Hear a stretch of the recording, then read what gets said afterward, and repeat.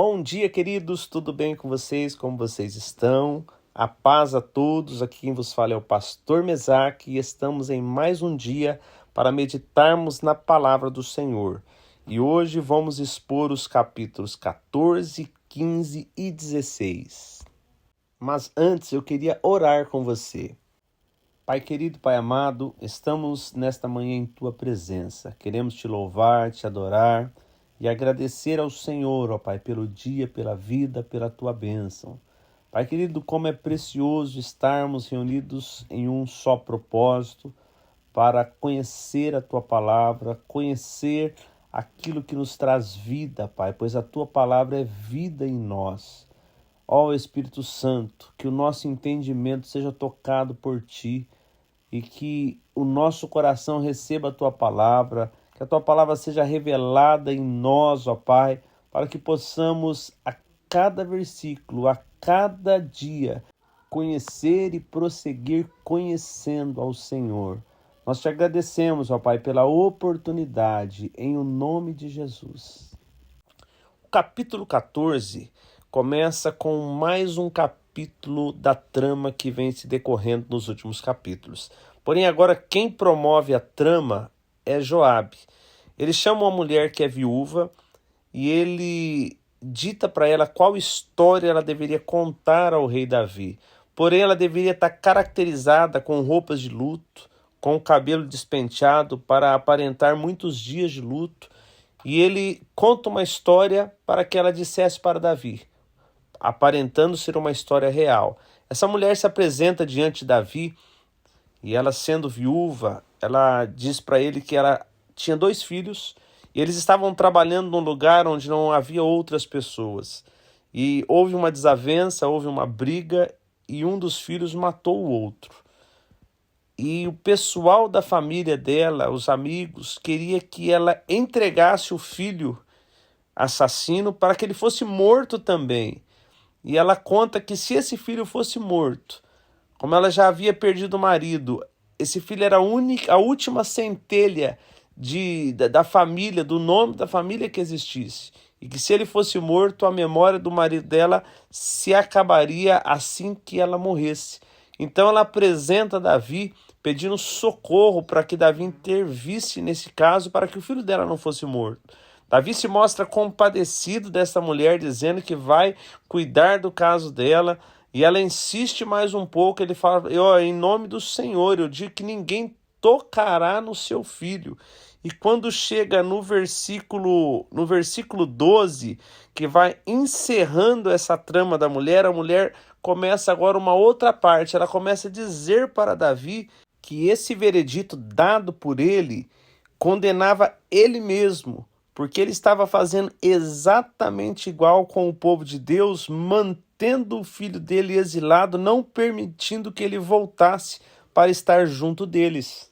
E quando Davi percebe aonde a mulher chegou com a conversa, ele faz uma pergunta para ela. No versículo 18, ele pergunta para ela assim, eu posso te fazer uma pergunta? Por acaso é Joabe que está por trás disso?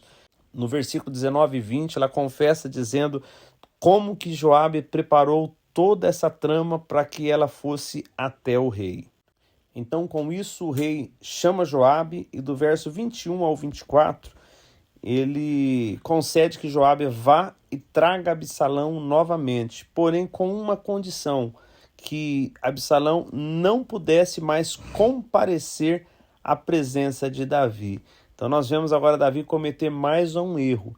Ele manda buscar Absalão, porém ele diz para Joabe assim, ele vai morar aqui, vai estar aqui, mas eu não quero vê-lo, não quero conversar com ele. Mais uma vez um erro que Absalão cometeu, um filho de Davi cometeu, e ele agora não está preocupado em confrontar, em resolver o que aconteceu, e sim colocou, como a gente diz, um pano quente sobre isso. Absalão estaria ali, tudo tranquilo, mas ele não queria conversar com o seu filho.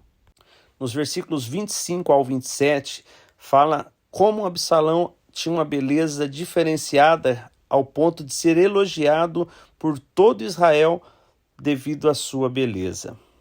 Dos versículos 28 ao 32, Nós vemos que Absalão queria muito falar com Davi. Afinal, fazia 5 anos que ele não falava com Davi. 3 anos que ele ficou no asilo.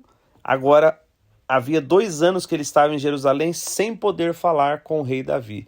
Então ele tenta que Joabe concedesse a ele uma autorização. Durante algumas vezes, Joabe negou, até o ponto que ele decidiu fazer mais uma trama.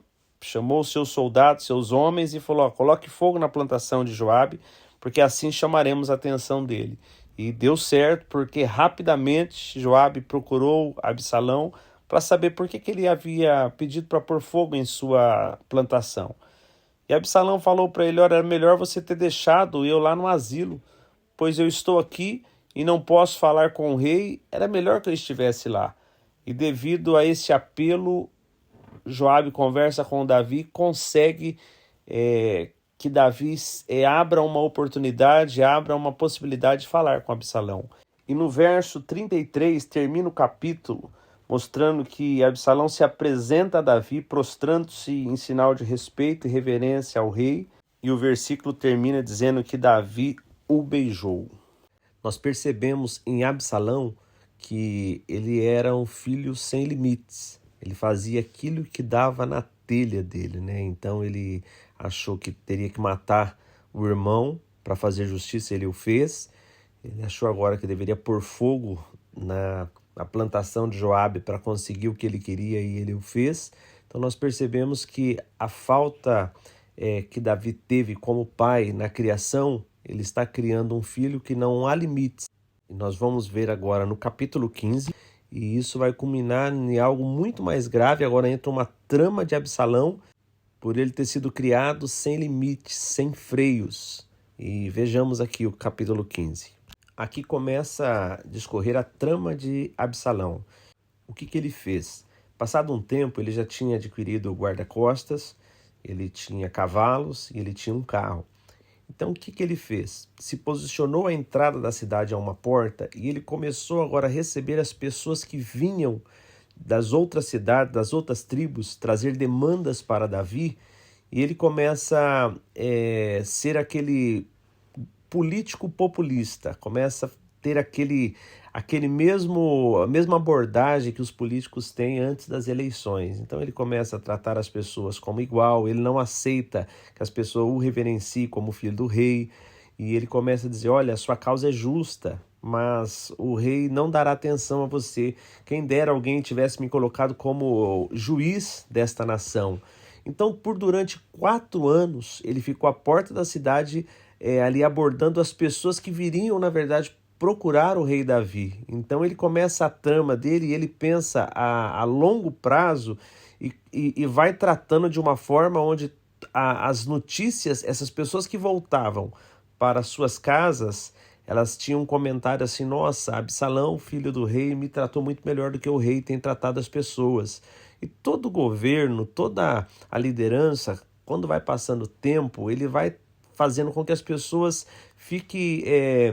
não fiquem contentes com a forma que governa. Nós vemos no Brasil 4 anos e às vezes nem chega ao fim, às vezes logo no início de um governo, muitos já estão ali arrependidos de ter voltado, estão criticando, porque as tomadas de decisões acabam não agradando as pessoas, e tem umas que não agrada a grande parte. Agora você imagine Davi. Nós não sabemos exatamente em que ponto que estava aqui o tempo do reinado de Davi, mas vamos pensar que ele estivesse ali na metade. Então já faziam 20 anos que ele estava reinando. Então, muitas decisões, muitas atitudes desagradam uma parte da população. E aí entra Absalão com esse plano, com essa forma de, na parte populista, atingir diretamente as pessoas e disseminar essa versão, essa visão que ele seria melhor, que ele trata por igual. Então, ao fim de 4 anos, a trama dele já estava armada. Um próximo passo, agora ele chega em Davi e pede a bênção de Davi, que ele precisava ir agora até Hebrom, ele precisava cumprir um voto. Ele inventa uma história: quando ele estava no asilo lá em Jesur, ele fez um voto que se ele voltasse para Jerusalém em paz, ele prestaria um culto ao Senhor. Então Davi o abençoa para que ele vá, e agora ele junta 200 homens, e o texto é bem claro dizendo que esses homens não sabiam da trama de Absalão, eles estavam inocentes, eles estavam apenas indo acompanhar o filho do rei, porém havia um outro grupo que ele mandou espalhar secretamente homens por todas as tribos com a seguinte mensagem: quando vocês ouvirem o som das trombetas, gritem: Absalão é o rei em Hebrom.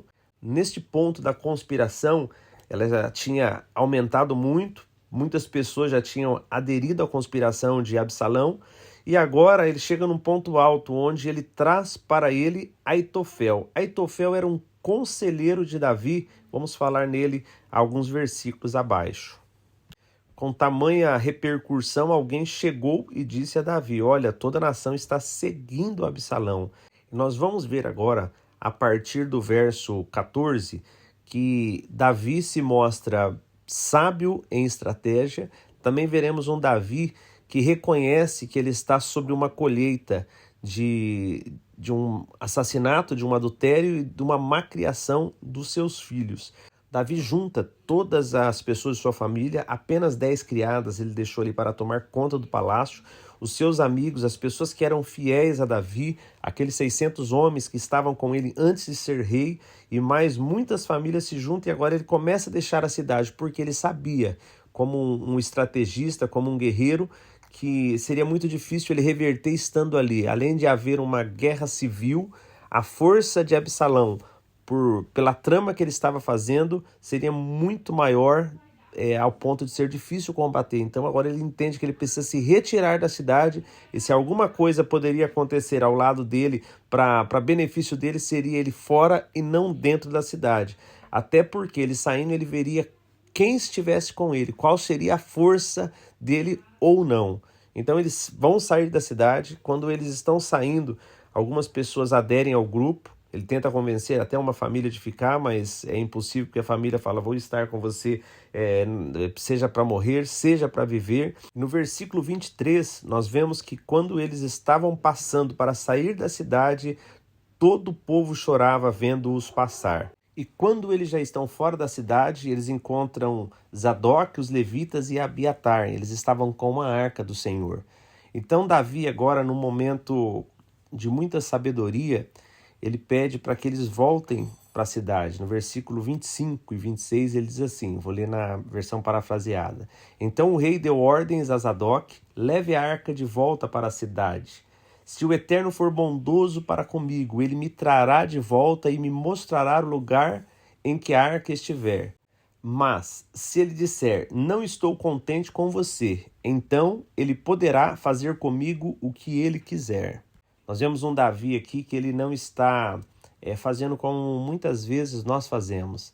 Ele poderia estar dizendo: olha, eu perdoei meu filho, aceitei ele de volta, olha o que ele está fazendo comigo, é injustiça. Não, Davi, ele em nenhum momento toca no que Absalão está fazendo.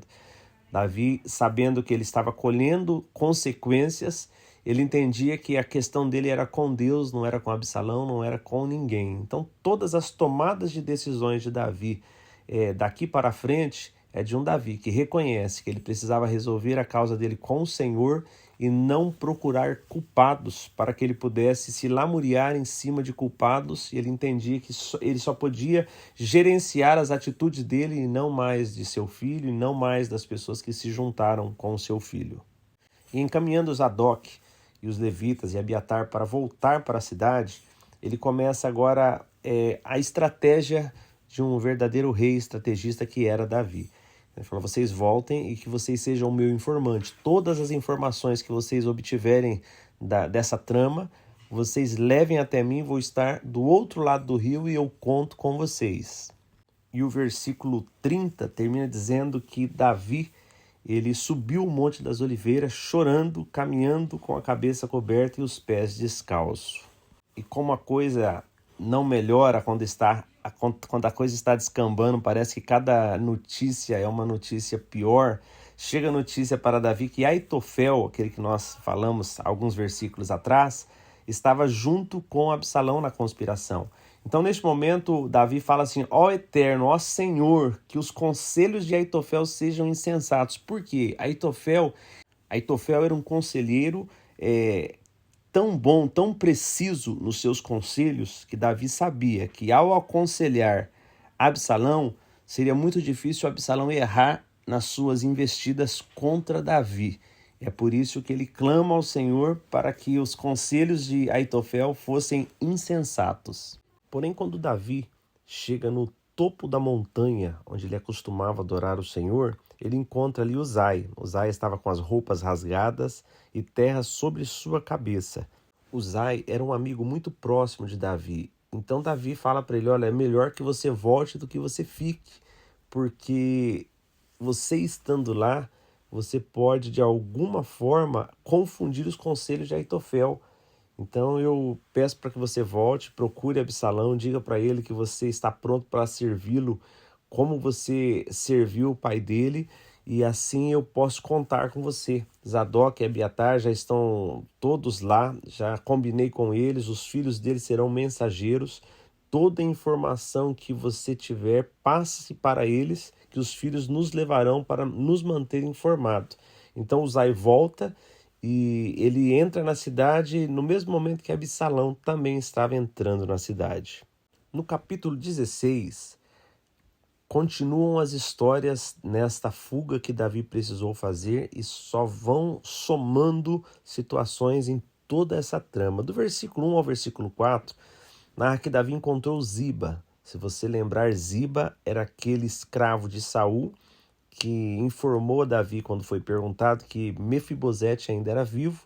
Davi traz Mefibosete novamente, honra ele, fazendo com que Ziba e tudo aquilo que pertencia a Saul pertence agora a Mefibosete. Só para te localizar na história. Então Davi encontra Ziba e junto com Ziba havia muitos suprimentos, tinha jumentos, ele tinha bastante bolos de passa, cesta de fruta, e Davi viu tamanha fartura, o questionou para que tudo isso?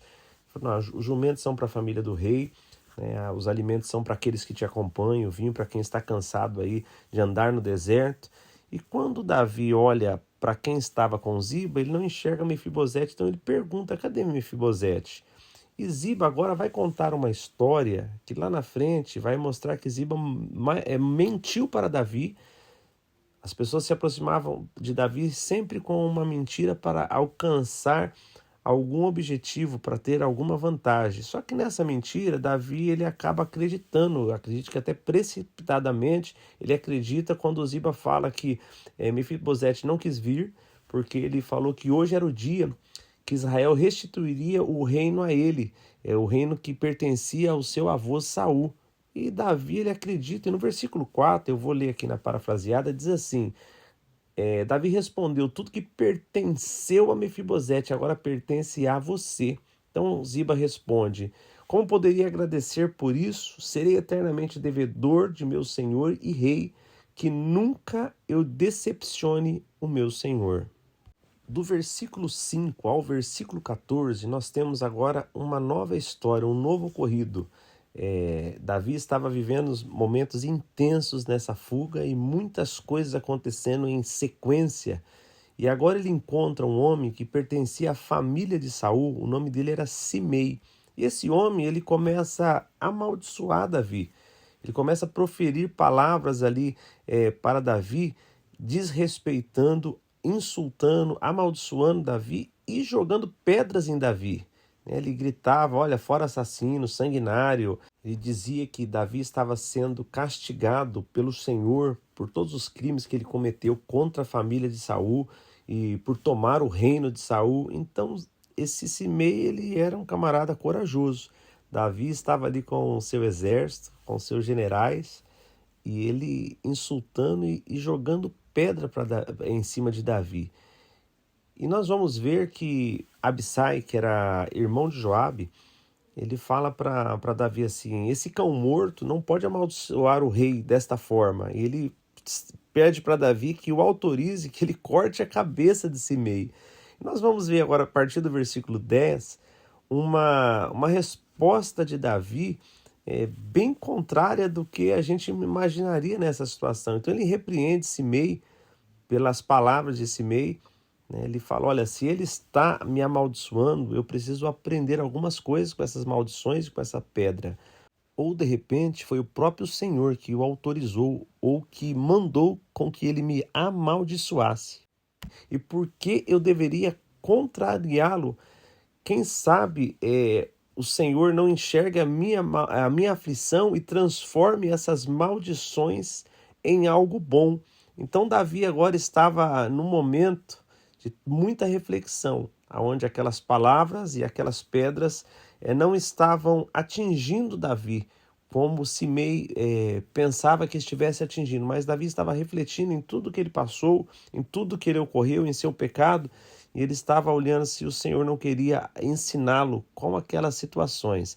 Você vai ver Simei aparecer novamente, uma parte bem forte da história dele, após a morte de Saul, após a morte de Davi. Quando Davi está para morrer, ele dá conselhos a Salomão, e ele vai citar Simei nesses conselhos, ele vai contar para Salomão o que ocorreu neste momento, essas pedras, e ele vai dar um conselho a Salomão sobre Simei. Então você fique atento que mais ao fim da história de Davi, nós vamos citar novamente sobre Simei. E o versículo 14 informa que eles chegaram ali ao Rio Jordão e Davi e toda a comitiva estavam muito exaustos da viagem que fizeram andando até ali. Então pararam um pouco para descansar e renovar as suas forças.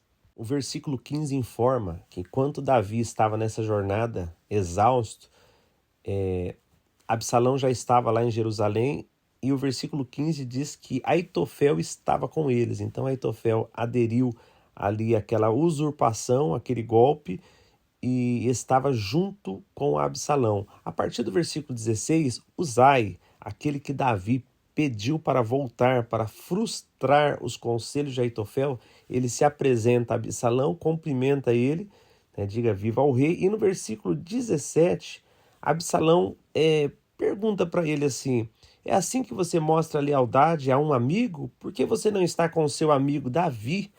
No versículo 18 e 19, ainda na versão parafraseada, Uzai responde: porque eu quero estar com quem o Senhor, este povo e todos Israel escolheram. Quero permanecer com ele. Além disso, quem melhor que o filho para eu servir? Assim como servi seu pai, estou pronto a servir ao Senhor.